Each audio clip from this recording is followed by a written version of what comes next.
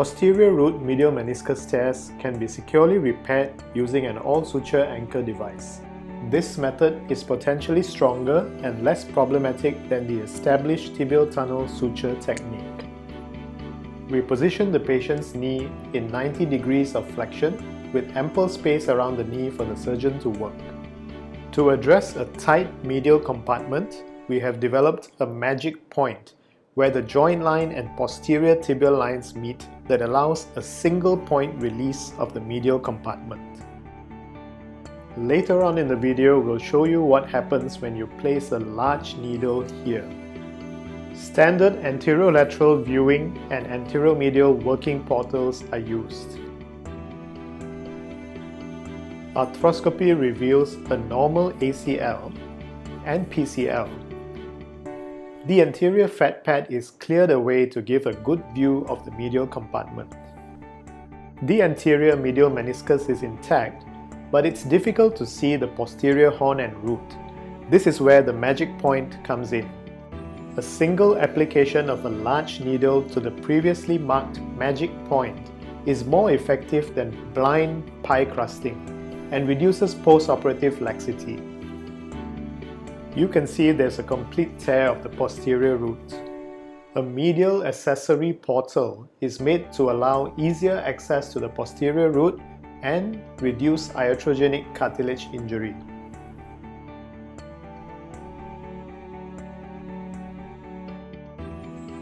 We prepare the tibial surface under the tear to ensure good healing biology.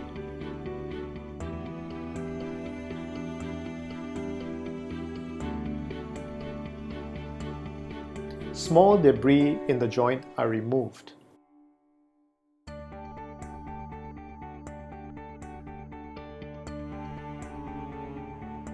A standard ACL reconstruction tibial jig is used to place a guide wire just medial to the PCL. The guide wire is carefully over-reamed and the shuttle suture is passed through the tunnel, then withdrawn through the accessory medial portal. Outside the knee, a Q-Fix all-suture anchor is linked to the shuttle suture and pulled through the joint into the tibial subchondral bone. Placing the anchor into subchondral bone allows for strong fixation, and as the tunnel is plugged, reduces fluid collection at the anterior tibia later. We pull back on the suture to deploy the anchor. Both pairs of sutures are withdrawn through the accessory medial portal and in turn fitted to a first-pass mini device before being passed through the torn meniscus stump. We pass the sutures in a modified Mason-Allen configuration to reduce cutout.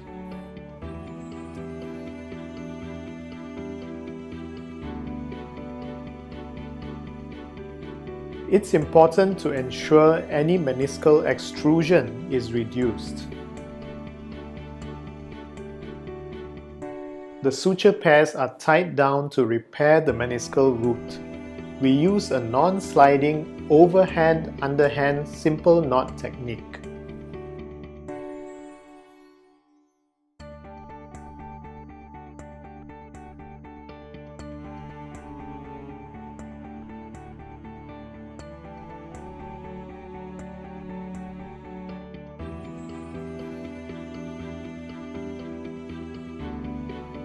The repaired root is tested with a probe and it seems strong.